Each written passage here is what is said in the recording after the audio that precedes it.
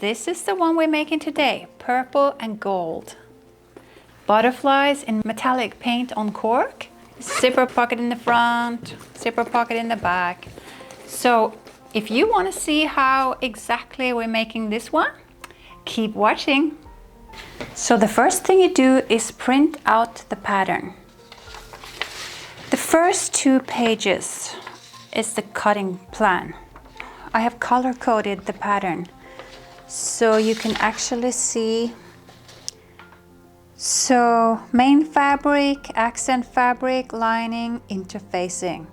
So you see, for instance, this strap connector needs to be cut in the main fabric and the interfacing if the fabric is thin.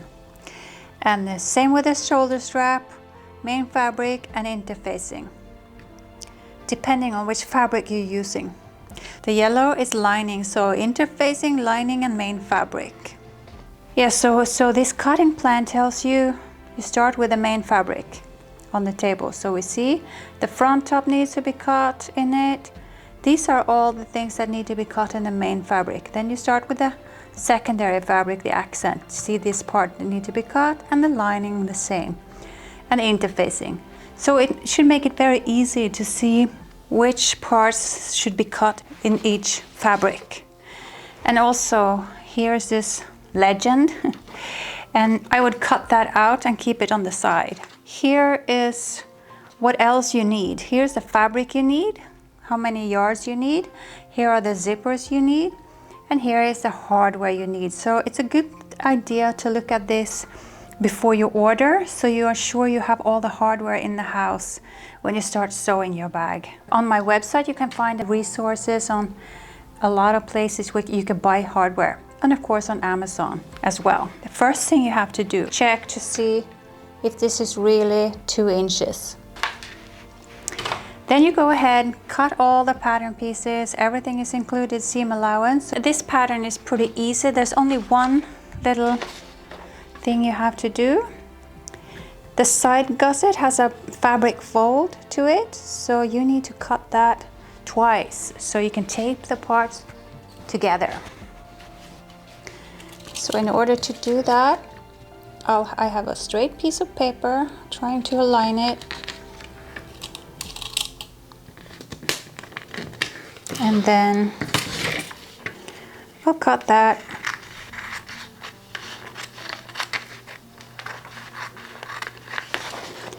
I like to cut a little lip here, so the paper is a little longer, so I know it's easier to tape it in place.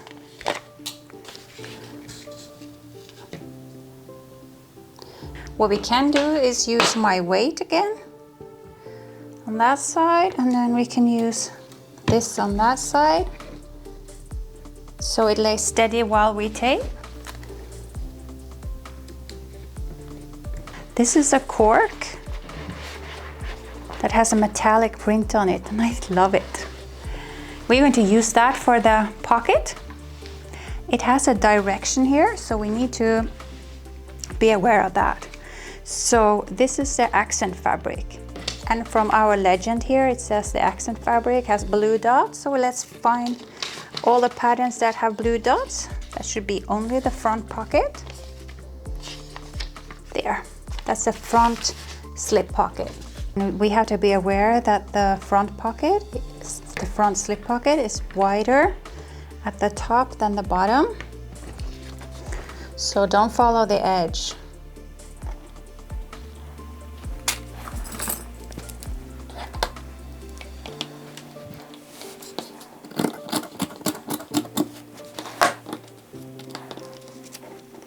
We're not cutting this in one, I'm just trying to save time here, cutting both parts at the same time.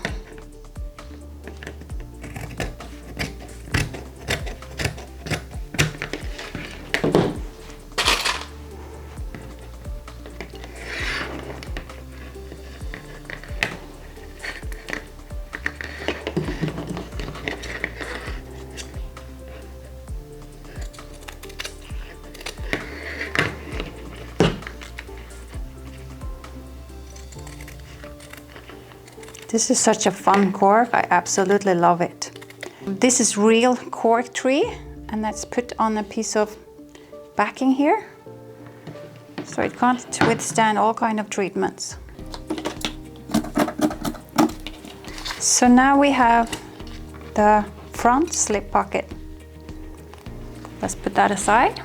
Back to the main fabric, which is purple waterproof canvas. So it's plastic on one side and it's pretty stiff, and canvas on the other side. Then you need to find all the parts that has to be cut from the main fabric. That's all the part that contains this orange-red dot. All these. So put them aside. Let's start with the front and the back. And you have to mind the direction of the thread, but it's easy to see on the canvas. I can of course use the rotary cutter, but sometimes I find it easier to just grab the scissors.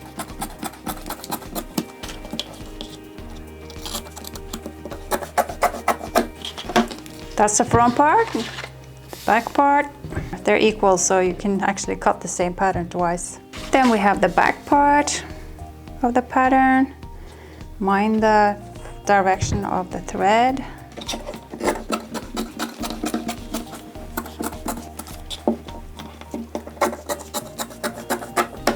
And since we have the little back zipper pocket there, we might as well mark up for that while we're at it.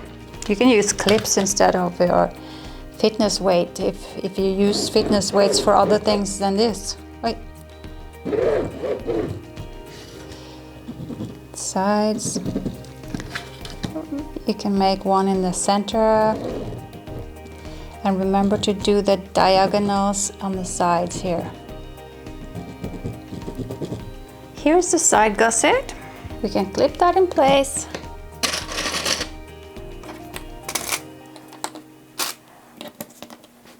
As you see, it tapers in at the bottom.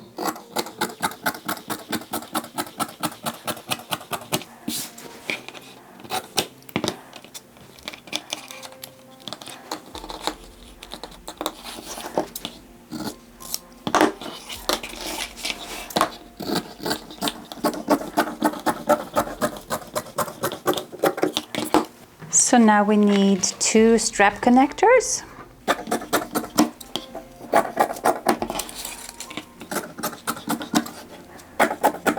As you see on the pattern here, it's a green dot. That's for interfacing.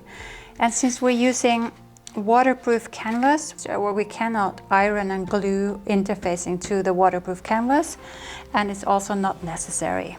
We are going to need 2 zipper panels, top zipper panels.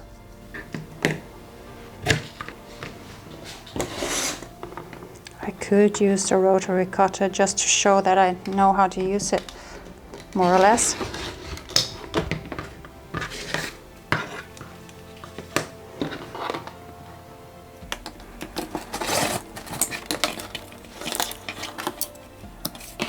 We need 1 more top zipper panel.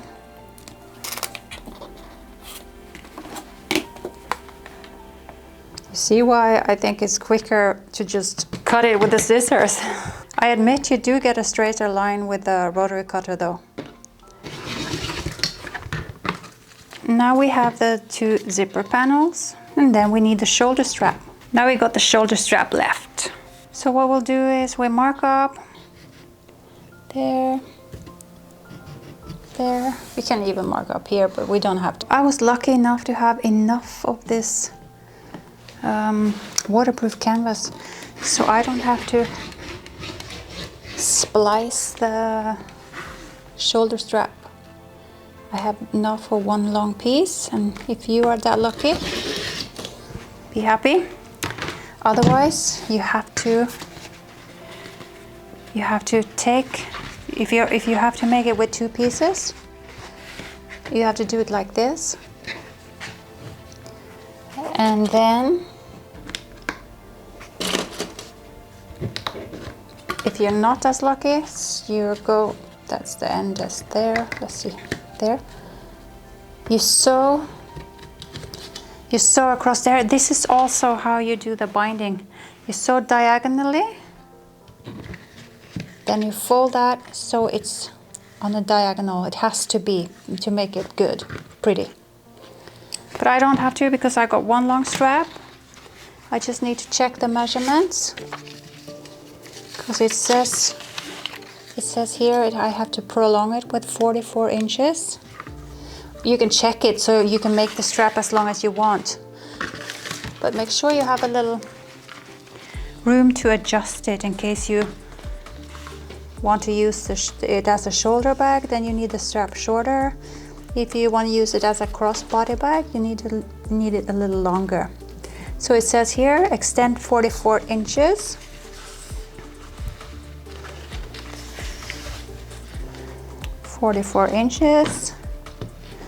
That's to there.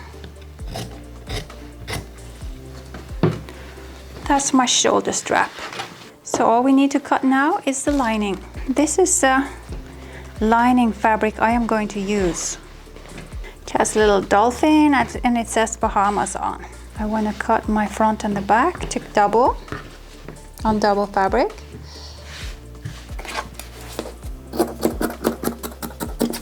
So now I'm cutting both the front and the back. We need the top zipper panel, we need the pocket lining, we need the back of this binding, and we need the back pocket. We need the back pocket and we need 4 of them. That's pretty much double there. And with this fabric, for sure we can use pins.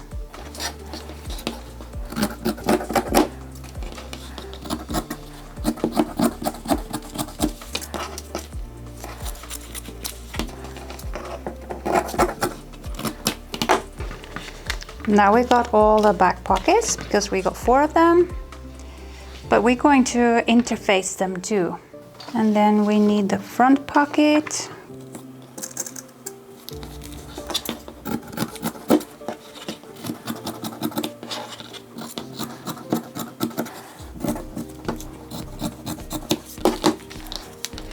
This front pocket also need interfacing.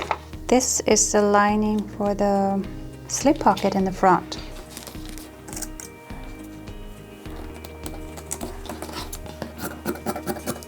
We will interface that. We only need 1.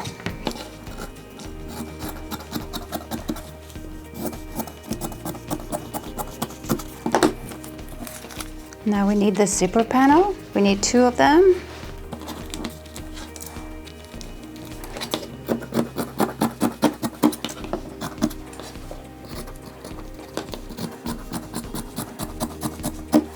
We can interface this too. What we need now is the side gusset. We can cut it double.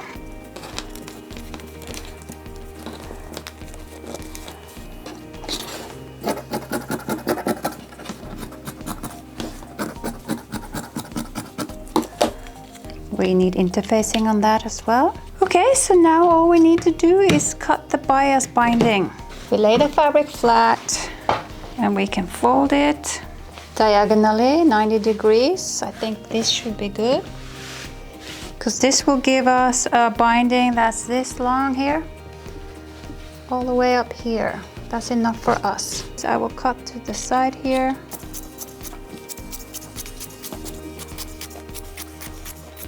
And here's the width that we need to cut. Let's start from one end here.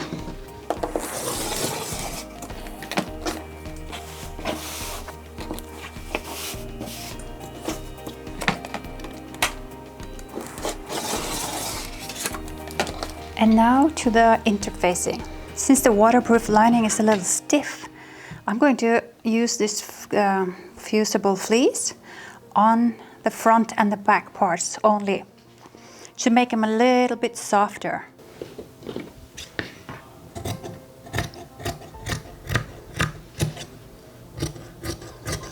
So I'm cutting on the double.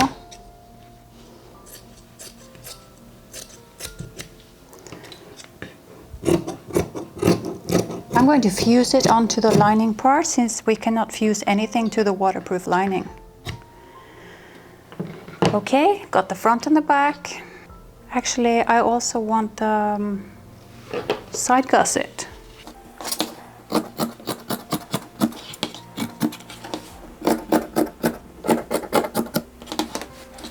And maybe we should do the top while we're at it, so it feels the same all the way around.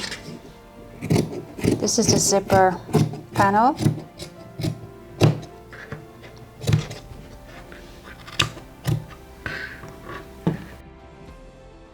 And for the rest of the stuff, we're going to use this woven interfacing.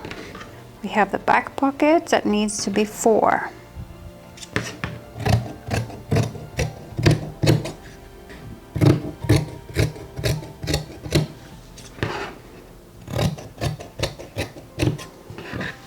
That should be 4. Now we need the front pocket, but we only need 2.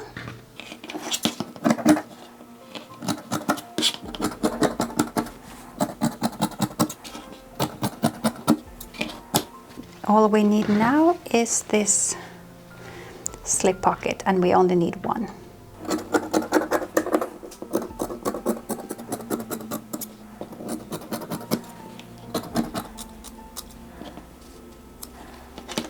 I think that's it for interfacing.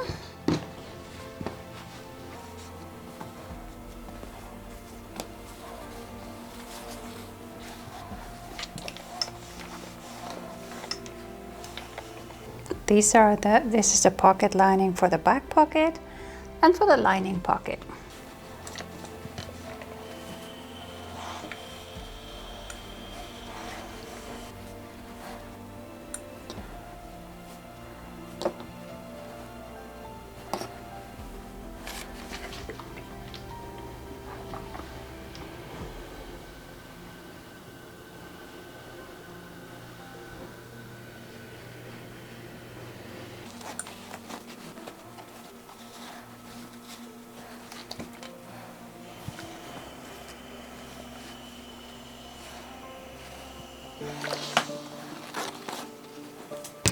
Then we have the front and the back, putting the fleece on them. The little dots on the fleece, that's the glue, so they go down. And the fleece we have to do from the right side of the fabric.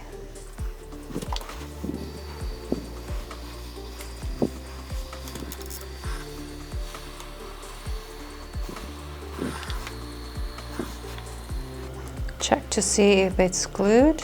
Yeah, seems to be good. And we need to mark up for the zipper. Remember, we're cutting diagonally to the corners, in case you have forgotten.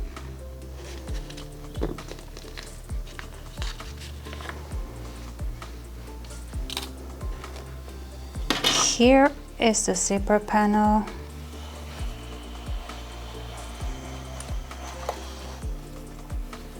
The side gusset.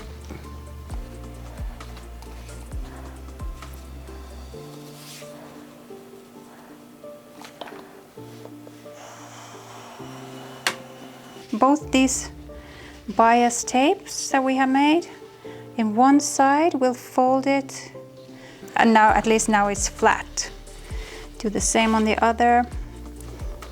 Fold it over to the wrong side, so we get a good start. Now we have come to the zippers. I just want to show you quickly how I put on the zipper. Buying zipper by the yard is always cheaper than buying them already made. So you do like this, and then you try to hold the end and try to hold both ends. And there. You'll soon get the hang of it. So here are the zippers we're going to use. This is the main zipper up top. This is for the front, this is for the back, and this is for the lining. I like to cut a little longer than they're supposed to be, so I can keep this out of the way while I sew. So that's the zippers, and here's the hardware. We need a slider for the adjustable strap, D-rings for the strap connectors, and here are little rivets antique gold, so it would be nice if all this was one antique gold color, but it's not. Okay, that's it for the cutting video. Let's move on to the sewing. Thank you so much for watching this video today. I hope you will enjoy making it. It's not complicated, it's just nice. Have a wonderful day.